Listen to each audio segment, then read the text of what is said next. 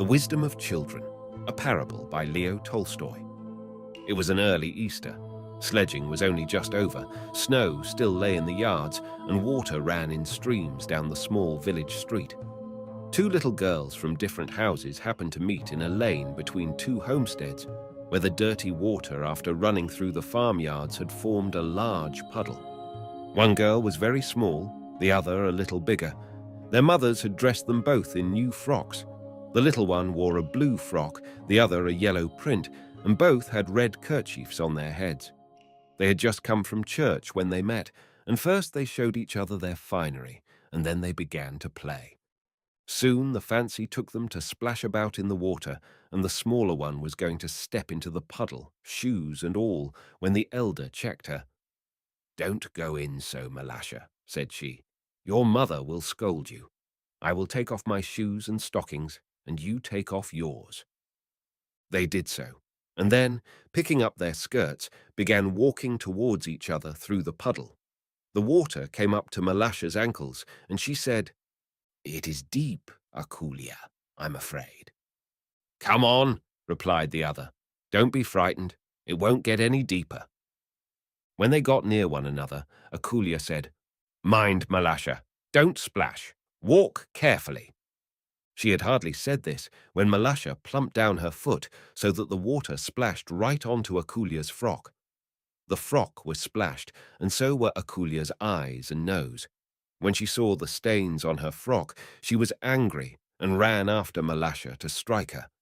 Malasha was frightened, and seeing that she had got herself into trouble, she scrambled out of the puddle and prepared to run home. Just then, Akulia's mother happened to be passing, and seeing that her daughter's skirt was splashed and her sleeves dirty, she said, "You naughty, dirty girl, what have you been doing?" "Malasha did it on purpose," replied the girl.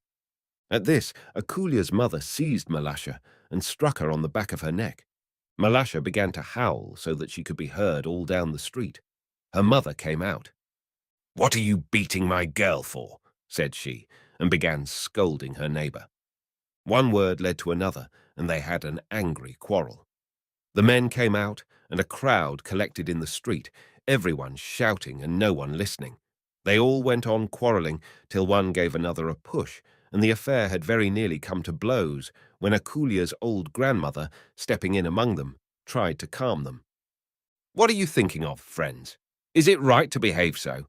On a day like this, too? It is a time for rejoicing, and not for such folly as this." They would not listen to the old woman and nearly knocked her off her feet, and she would not have been able to quiet the crowd if it had not been for Akulia and Malasha themselves. While the women were abusing each other, Akulia had wiped the mud off her frock and gone back to the puddle. She took a stone and began scraping away the earth in front of the puddle to make a channel through which the water could run out into the street. Presently Malasha joined her, and with a chip of wood helped her dig the channel. Just as the men were beginning to fight, the water from the little girl's channel ran streaming into the street towards the very place where the old woman was trying to pacify the men. The girls followed it, one running each side of the little stream. "Catch it, Malasha! Catch it!" shouted Akulia, while Malasha could not speak for laughing. Highly delighted, and watching the chip float along on their stream, the little girls ran straight into the group of men, and the old woman, seeing them, said to the men, "Are you not ashamed of yourselves to go fighting on account of these lassies when they themselves have forgotten all about it and are playing happily together? Dear little souls, they are wiser than you." The men looked at the little girls and were ashamed, and laughing at themselves, went back each to his own home. "Except ye turn and become as little children, ye shall in no wise enter into the kingdom of heaven."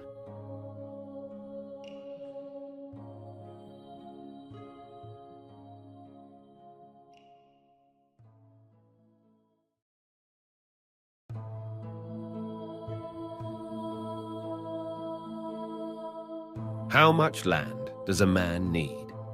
A deeply insightful short story from Leo Tolstoy. An elder sister came to visit her younger sister in the country. The elder was married to a tradesman in town, the younger to a peasant in the village.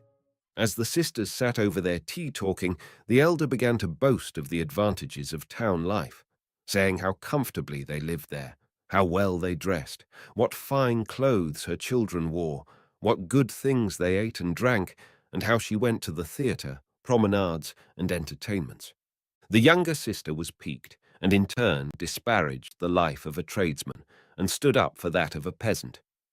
"I would not change my way of life for yours," said she.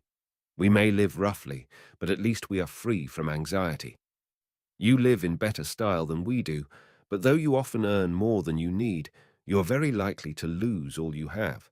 You know the proverb, 'Loss and gain are brothers twain.'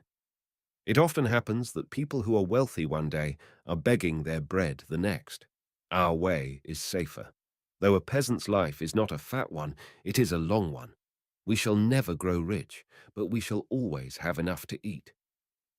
The elder sister said sneeringly, "Enough? Yes, if you like to share with the pigs and the calves. What do you know of elegance or manners? However much your good man may slave, you will die as you are living, on a dung heap, and your children the same." "Well, what of that?" replied the younger. "Of course our work is rough and coarse, but on the other hand it is sure, and we need not bow to anyone. But you, in your towns, are surrounded by temptations.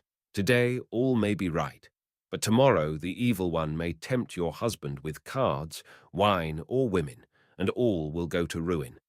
Don't such things happen often enough?" Pahom, the master of the house, was lying on the top of the oven, and he listened to the women's chatter. "It is perfectly true," thought he.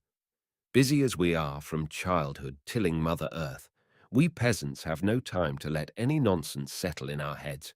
Our only trouble is that we haven't land enough. If I had plenty of land, I shouldn't fear the devil himself." The women finished their tea, chatted a while about dress, and then cleared away the tea things and lay down to sleep.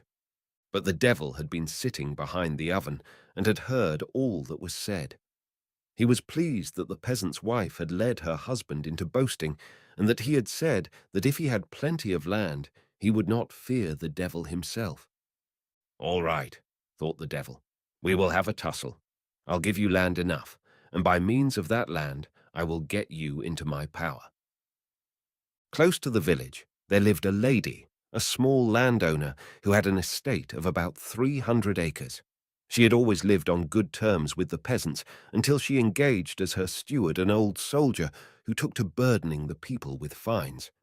However careful Pahom tried to be, it happened again and again that now a horse of his got among the lady's oats, now a cow strayed into her garden, now his calves found their way into her meadows, and he always had to pay a fine.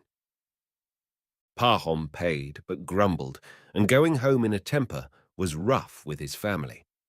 All through that summer, Pahom had much trouble because of this steward, and he was even glad when winter came and the cattle had to be stabled.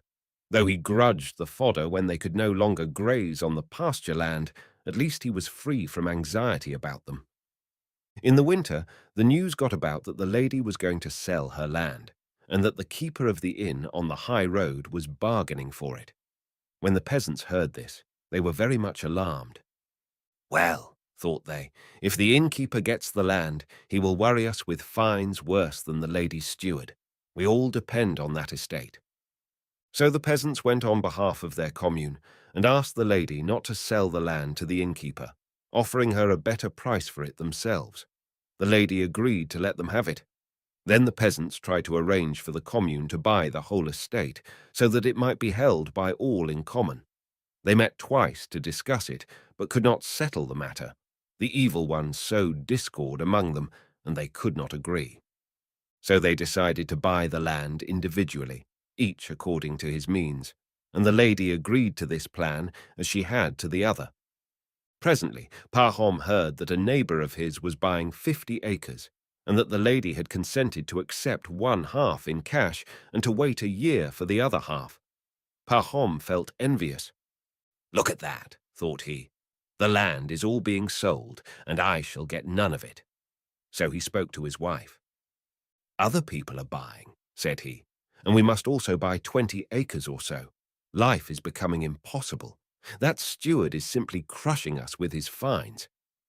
So they put their heads together and considered how they could manage to buy it. They had 100 rubles laid by.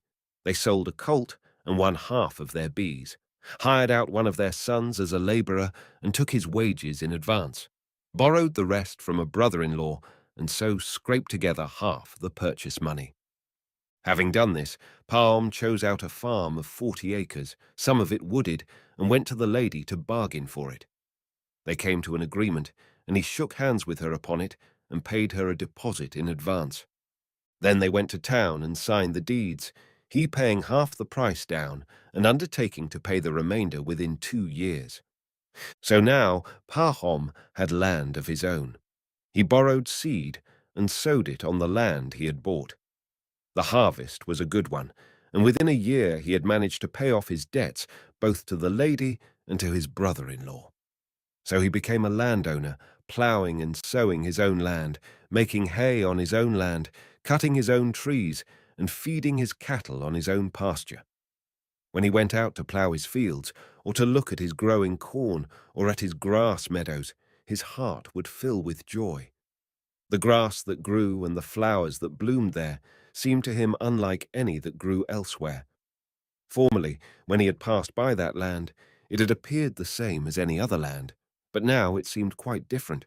So Pahom was well contented, and everything would have been right if the neighbouring peasants would only not have trespassed on his cornfields and meadows.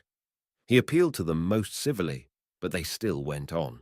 Now the communal herdsman would let the village cows stray into his meadows, then horses from the night pasture would get among his corn. Pahom turned them out again and again, and forgave their owners, and for a long time he forbore from prosecuting anyone. But at last he lost patience and complained to the district court. He knew it was the peasants' want of land, and no evil intent on their part, that caused the trouble. But he thought, "I cannot go on overlooking it, or they will destroy all I have. They must be taught a lesson." So he had them up, gave them one lesson, and then another, and 2 or 3 of the peasants were fined. After a time, Pahom's neighbours began to bear him a grudge for this, and would now and then let their cattle onto his land on purpose. One peasant even got into Pahom's wood at night and cut down 5 young lime trees for their bark. Pahom, passing through the wood one day, noticed something white. He came nearer and saw the stripped trunks lying on the ground, and close by stood the stumps where the tree had been. Pahom was furious. If he had only cut one here and there, it would have been bad enough, thought Pahom, but the rascal has actually cut down a whole clump. If I could only find out who did this, I would pay him out. He racked his brains as to who it could be. Finally, he decided, it must be Simon. No one else could have done it. So he went to Simon's homestead to have a look round, but he found nothing, and only had an angry scene. However, he now felt more certain than ever that Simon had done it, and he lodged a complaint. Simon was summoned. The case was tried and retried, and at the end of it all, Simon was acquitted, there being no evidence against him. Pahom felt still more aggrieved, and let his anger loose upon the elder and the judges. "You let thieves grease your palms," said he. "If you were honest folk yourselves, you would not let a thief go free."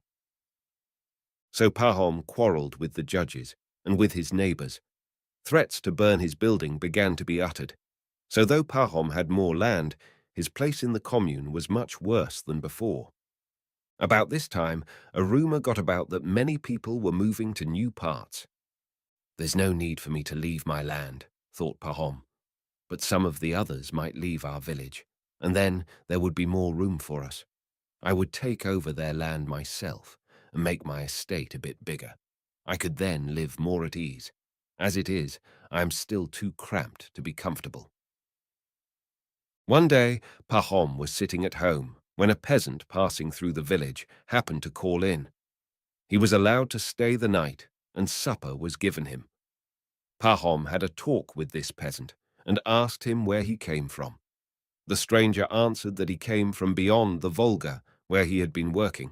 One word led to another, and the man went on to say that many people were settling in those parts. He told how some people from his village had settled there. They had joined the commune and had had 25 acres per man granted them.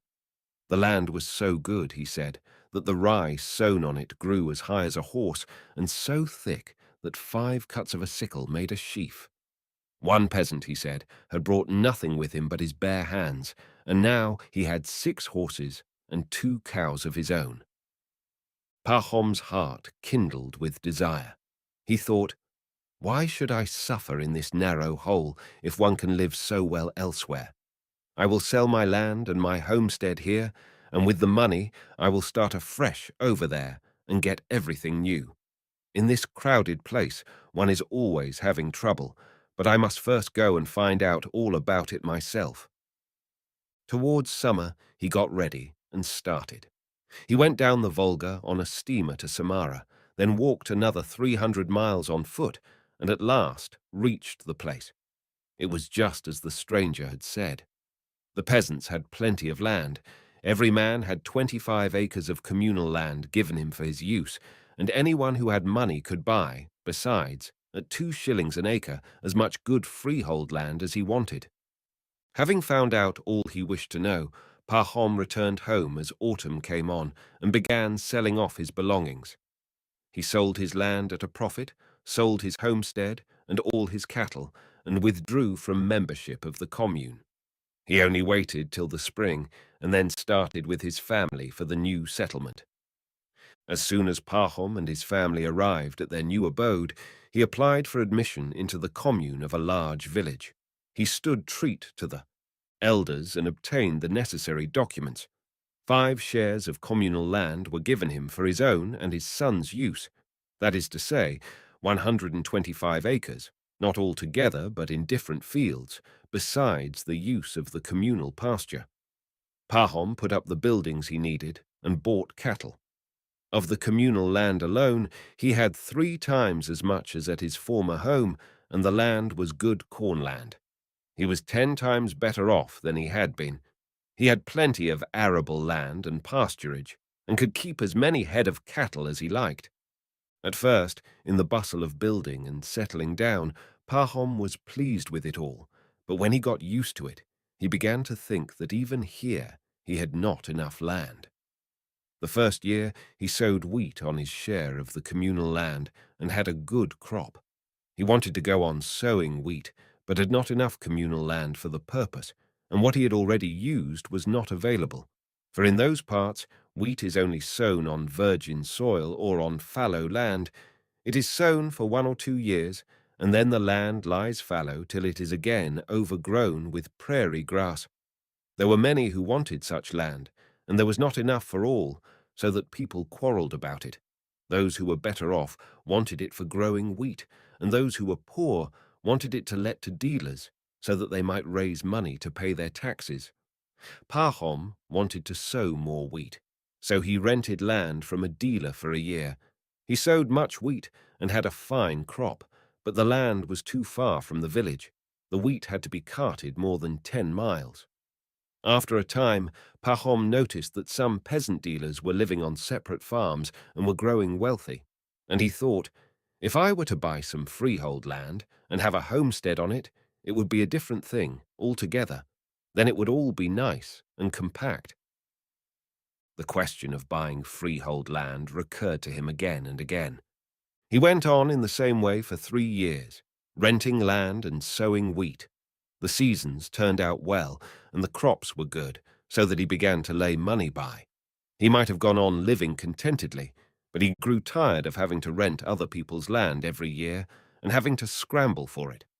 Wherever there was good land to be had, the peasants would rush for it, and it was taken up at once, so that unless you were sharp about it, you got none. It happened in the 3rd year that he and a dealer together rented a piece of pasture land from some peasants, and they had already ploughed it up when there was some dispute, and the peasants went to law about it, and things fell out so that the labour was all lost. If it were my own land, thought Pahom, I should be independent, and there would not be all this unpleasantness. So Pahom began looking out for land which he could buy, and he came across a peasant who had bought 1,300 acres, but having got into difficulties was willing to sell again cheap. Pahom bargained and haggled with him, and at last they settled the price at 1,500 rubles, part in cash and part to be paid later. They had all but clinched the matter when a passing dealer happened to stop at Pahom's one day to get a feed for his horse. He drank tea with Pahom, and they had a talk. The dealer said that he was just returning from the land of the Bashkirs, far away, where he had bought 13,000 acres of land, all for 1,000 rubles. Pahom questioned him further, and the tradesman said, "All one need do is to make friends with the chiefs. I gave away about 100 rubles worth of dressing gowns and carpets, besides a case of tea, and I gave wine to those who would drink it, and I got the land for less than 2 pence an acre." And he showed Pahom the title deeds, saying, "The land lies near a river, and the whole prairie is virgin soil." Pahom plied him with questions, and the tradesman said, "There is more land there than you could cover if you walked a year, and it all belongs to the Bashkirs. They are as simple as sheep, and land can be got almost for nothing." There now, thought Pahom, with my 1,000 rubles, why should I get only 1,300 acres and saddle myself with a debt besides? If I take it out there, I can get more than 10 times as much for the money. Pahom inquired how to get to the place, and as soon as the tradesman had left him, he prepared to go there himself. He left his wife to look after the homestead and started on his journey, taking his man with him. They stopped at a town on their way and bought a case of tea, some wine, and other presents, as the tradesman had advised. On they went, until they had gone more than 300 miles, and on the 7th day they came to a place where the Bashkirs had pitched their tents. It was all just as the tradesman had said. The people lived on the steppes, by a river, in felt-covered tents. They neither tilled the ground nor ate bread. Their cattle and horses grazed in herds on the steppe. The colts were tethered behind the tents, and the mares were driven to them twice a day. The mares were milked, and from the milk kumis was made. It was the women who prepared kumis, and they also made cheese. As far as the men were concerned, drinking kumis and tea, eating mutton, and playing on their pipes was all they cared about. They were all stout and merry, and all the summer long they never thought of doing any work. They were quite ignorant, and knew no Russian, but were good-natured enough. As soon as they saw Pahom, they came out of their tents and gathered round their visitor. An interpreter was found, and Pahom told them he had come about some land. The Bashkirs seemed very glad. They took Pahom and led him into one of the best tents, where they made him sit on some down cushions placed on a carpet while they sat round him. They gave him tea and kumis, and had a sheep killed, and gave him mutton to eat. Pahom took presents out of his cart and distributed them among the Bashkirs, and divided among them the tea. The Bashkirs were delighted. They talked a great deal among themselves, and then told the interpreter to translate. "They wish to tell you," said the interpreter, "that they like you, and that it is our custom to do all we can to please a guest and to repay him for his gifts. You have given us presents. Now tell us which of the things we possess please you best, that we may present them to you." "What pleases me best here," answered Pahom, "is your land. Our land is crowded, and the soil is exhausted. But you have plenty of land, and it is good land. I never saw the like of it." The interpreter translated. The Bashkirs talked among themselves for a while. Pahom could not understand what they were saying, but saw that they were much amused, and that they shouted and laughed. Then they were silent, and looked at Pahom, while the interpreter said, "They wish me to tell you that in return for your presents they will gladly give you as much land as you want. You have only to point it out with your hand, and it is yours." The Bashkirs talked again for a while, and began to dispute. Pahom asked what they were disputing about, and the interpreter told him that some of them thought they ought to ask their chief about the land and not act in his absence, while others thought there was no need to wait for his return. While the Bashkirs were disputing, a man in a large fox fur cap appeared on the scene. They all became silent and rose to their feet. The interpreter said, "This is our chief himself." Pahom immediately fetched the best dressing gown and 5 pounds of tea and offered these to the chief. The chief accepted them and seated himself in the place of honor. The Bashkirs at once began telling him something. The chief listened for a while, then made a sign with his head for them to be silent, and addressing himself to Pahom, said in Russian, "Well, let it be so. Choose whatever piece of land you like. We have plenty of it." "How can I take as much as I like?" thought Pahom. "I must get a deed to make it secure, or else they may say, 'It is yours,' and afterwards may take it away again." "Thank you for your kind words," he said aloud. "You have much land, and I only want a little. But I should like to be sure which bit is mine. Could it not be measured and made over to me? Life and death are in God's hands. You good people give it to me, but your children might wish to take it away again."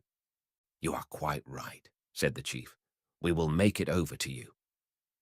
"I heard that a dealer had been here," continued Pahom, "and that you gave him a little land too, and signed title deeds to that effect. I should like to have it done in the same way." The chief understood. "Yes," replied he, "that can be done quite easily. We have a scribe, and we will go to town with you and have the deed properly sealed." "And what will be the price?" asked Pahom. "Our price is always the same, 1,000 rubles a day."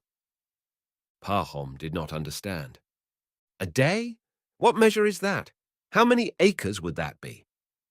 "We do not know how to reckon it out," said the chief. "We sell it by the day. As much as you can go round on your feet in a day is yours, and the price is 1,000 rubles a day." Pahom was surprised. "But in a day you can get round a large tract of land," he said. The chief laughed. "It will all be yours," said he. "But there is one condition. If you don't return on the same day to the spot whence you started, your money is lost."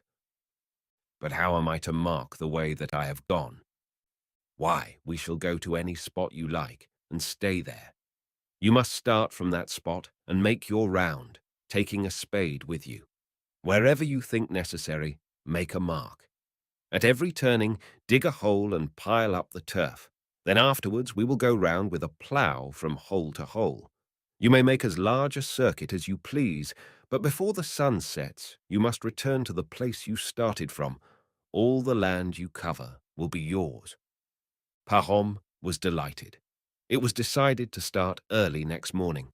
They talked a while, and after drinking some more kumis and eating some more mutton, they had tea again, and then the night came on. They gave Pahom a feather bed to sleep on, and the Bashkirs dispersed for the night, promising to assemble the next morning at daybreak and ride out before sunrise to the appointed spot. Pahom lay on the feather bed, but could not sleep. He kept thinking about the land. "What a large tract I will mark off," thought he. "I can easily do 35 miles in a day. The days are long now, and within a circuit of 35 miles, what a lot of land there will be. I will sell the poorer land or let it to peasants, but I'll pick out the best and farm it. I will buy 2 ox teams and hire 2 more laborers. About 150 acres shall be plough land, and I will pasture cattle on the rest." Pahom lay awake all night and dozed off only just before dawn. Hardly were his eyes closed when he had a dream. He thought he was lying in that same tent and heard somebody chuckling outside. He wondered who it could be and rose and went out, and he saw the Bashkir chief sitting in front of the tent, holding his side and rolling about with laughter. Going nearer to the chief, Pahom asked, "What are you laughing at?" But he saw that it was no longer the chief, but the dealer who had recently stopped at his house and had told him about the land. Just as Pahom was going to ask, "Have you been here long?" he saw that it was not the dealer, but the peasant who had come up from the Volga long ago to Pahom's old home. Then he saw that it was not the peasant either, but the devil himself with hooves and horns, sitting there and chuckling, and before him lay a man barefoot, prostrate on the ground, with only trousers and a shirt on. And Pahom dreamed that he looked more attentively to see what sort of a man it was lying there, and he saw that the man was dead, and that it was himself. He awoke, horror-struck. What things one does dream, thought he. Looking round, he saw through the open door that the dawn was breaking. It's time to wake them up, thought he. We ought to be starting. He got up, roused his man, who was sleeping in his cart, bade him harness, and went to call the Bashkirs. It's time to go to the steppe to measure the land, he said. The Bashkirs rose and assembled, and the chief came too. Then they began drinking kumis again, and offered Pahom some tea, but he would not wait. If we are to go, let us go.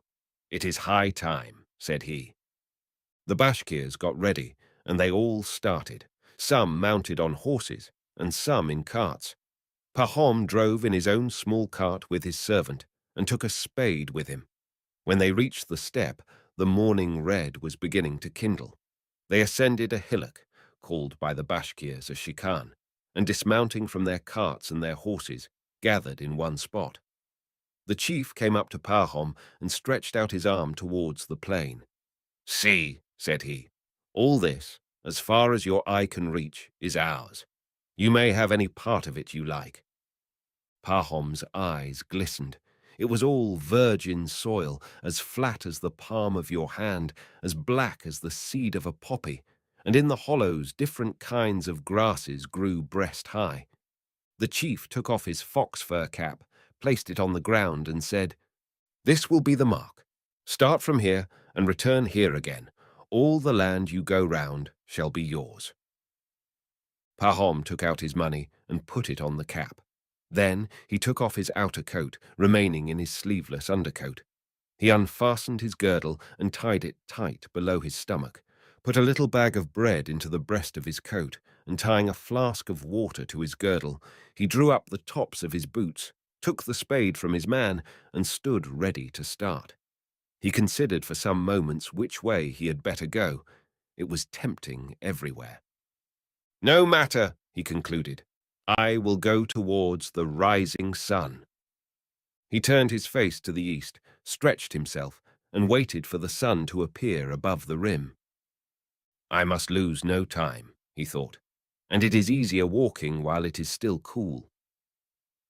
The sun's rays had hardly flashed above the horizon before Pahom, carrying the spade over his shoulder, went down into the steppe.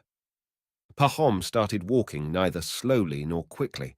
After having gone 1,000 yards, he stopped, dug a hole, and placed pieces of turf one on another to make it more visible. Then he went on, and now that he had walked off his stiffness, he quickened his pace. After a while, he dug another hole. Pahom looked back. The hillock could be distinctly seen in the sunlight, with the people on it, and the glittering tires of the cartwheels. At a rough guess, Pahom concluded that he had walked 3 miles. It was growing warmer. He took off his undercoat, flung it across his shoulder, and went on again. It had grown quite warm now. He looked at the sun. It was time to think of breakfast. The first shift is done, but there are 4 in a day, and it is too soon yet to turn. But I will just take off my boots, said he to himself. He sat down, took off his boots, stuck them into his girdle, and went on. It was easy walking now. I will go on for another 3 miles, thought he, and then turn to the left. The spot is so fine that it would be a pity to lose it. The further one goes, the better the land seems. He went straight on for a while, and when he looked round, the hillock was scarcely visible, and the people on it looked like black ants, and he could just see something glistening there in the sun. Ah, thought Pahom, I have gone far enough in this direction. It is time to turn. Besides, I am in a regular sweat and very thirsty. He stopped, dug a large hole, and heaped up pieces of turf. Next, he untied his flask, had a drink, and then turned sharply to the left. He went on and on. The grass was high, and it was very hot. Pahom began to grow tired. He looked at the sun and saw that it was noon. Well, he thought, I must have a rest. He sat down, and ate some bread and drank some water, but he did not lie down, thinking that if he did, he might fall asleep. After sitting a little while, he went on again. At first he walked easily. The food had strengthened him, but it had become terribly hot, and he felt sleepy. Still he went on, thinking, "An hour to suffer, a lifetime to live." He went a long way in this direction also, and was about to turn to the left again, when he perceived a damp hollow. It would be a pity to leave that out, he thought. Flax would do well there. So he went on past the hollow and dug a hole on the other side of it before he turned the corner. Pahom looked towards the hillock. The heat made the air hazy. It seemed to be quivering, and through the haze the people on the hillock could scarcely be seen. "Ah," thought Pahom, "I have made the sides too long. I must make this one shorter." And he went along the third side, stepping faster. He looked at the sun. It was nearly halfway to the horizon, and he had not yet done 2 miles of the third side of the square. He was still 10 miles from the goal. "No," he thought, "though it will make my land lopsided. I must hurry back in a straight line now. I might go too far, and as it is, I have a great deal of land." So Pahom hurriedly dug a hole and turned straight towards the hillock. Pahom went straight towards the hillock, but he now walked with difficulty. He was done up with the heat, his bare feet were cut and bruised, and his legs began to fail. He longed to rest, but it was impossible if he meant to get back before sunset. The sun waits for no man, and it was sinking lower and lower. "Oh dear," he thought, "if only I have not blundered trying for too much. What if I am too late?" He looked towards the hillock and at the sun. He was still far from his goal, and the sun was already near the rim. Pahom walked on and on. It was very hard walking, but he went quicker and quicker. He pressed on, but was still far from the place. He began running, threw away his coat, his boots, his flask, and his cap, and kept only the spade which he used as a support. "What shall I do?" he thought again. "I have grasped too much, and ruined the whole affair. I can't get there before the sun sets." And this fear made him still more breathless. Pahom went on running, his soaking shirt and trousers stuck to him, and his mouth was parched. His breast was working like a blacksmith's bellows, his heart was beating like a hammer, and his legs were giving way as if they did not belong to him. Pahom was seized with terror lest he should die of the strain. Though afraid of death, he could not stop. "After having run all that way, they will call me a fool if I stop now," thought he. And he ran on, and drew near, and heard the Bashkirs yelling and shouting to him, and their cries inflamed his heart still more. He gathered his last strength and ran on. The sun was close to the rim, and cloaked in mist looked large and red as blood. Now, yes now, it was about to set. The sun was quite low, but he was also quite near his aim. Pahom could already see the people on the hillock waving their arms to hurry him up. He could see the fox fur cap on the ground and the money on it, and the chief sitting on the ground holding his sides. And Pahom remembered his dream. "There is plenty of land," thought he, "but will God let me live on it? I have lost my life. I have lost my life. I shall never reach that spot." Pahom looked at the sun, which had reached the earth. One side of it had already disappeared. With all his remaining strength, he rushed on, bending his body forward so that his legs could hardly follow fast enough to keep him from falling. Just as he reached the hillock, it suddenly grew dark. He looked up. The sun had already set. He gave a cry.